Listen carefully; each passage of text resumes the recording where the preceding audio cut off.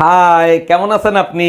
জি আলহামদুলিল্লাহ ভালো আছি। আপনি মনে হয় আমাকে চিনতে পারেন নাই। না চিনতে পারি নাই। এখন আমি কি করব? আরে আমি টিকটক সেলিব্রিটি। দেখেন আমি কার্টুন দেখা বন্ধ করে দিছি। আরে ভাবি, কি হয়েছে? মন খারাপ কেন? আরে ভাই বললেন না, আমার মাকে খুঁজে পাওয়া যাচ্ছে না। বলেন কি? তা কার সাথে পালাইছে? থাক ভাই, আপনি শুনেন না, আপনি সহ্য করতে পারবেন না। আপনি শুধু একবার নাম বলেন, ওর গুষ্টি ধুয়ে উদ্ধার করে দেবো। তোর বাপের সাথে পালাইছে। না, এই লোকটারে দিয়ে যদি ঠিক মতো কোনো একটা কাজ করাইতে পারি। গরমের দিন চলে এসেছে প্রিয়, কথাবার্তা সাবধানে বলো। তাই নাকি? আর যদি সাবধানে কথা না বলি তাহলে কি করবা তুমি? বেশি ঘাড়তারামি করলে ঘাড় ধরে বাপের বাড়ি পাঠিয়ে দেবো। আম্মা জান, আমি বিয়ে করে নিয়ে এসেছি, এই যে আপনার বৌমা। এই আম্মারে সালাম করো। আসসালামু আলাইকুম আম্মা জান, আমাদের জন্য দোয়া করবেন। ওয়ালাইকুম আসসালাম। খুব সুন্দর বউ হইছে, দোয়া করি সব সময় সুখে শান্তিতে থাকো। আপনি শান্তিতে থাকতে দিলে অবশ্যই দোয়া কবুল হবে।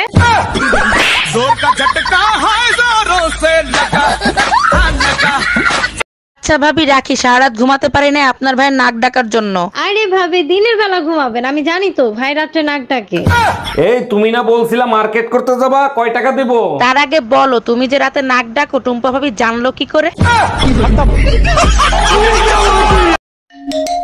অরুণ ওয়াশিং মেশিনে আপনাকে স্বাগতম। বলেন আপনার কি সেবা করতে পারি? 3 দিন আগে আপনার কাছ থেকে একটা ওয়াশিং মেশিন নিয়েছি, তার শব্দে আমার শাশুড়ি হার্ট অ্যাটাক করে মারা গেছে। ইন্না লিল্লাহি ওয়া ইন্না ইলাইহি রাজিউন। তার আগে বলেন মেশিনে কি ধুইছিলেন? আমারে কি গায়ে ভূত মনে হয়? থাল বাসন ধুইছি।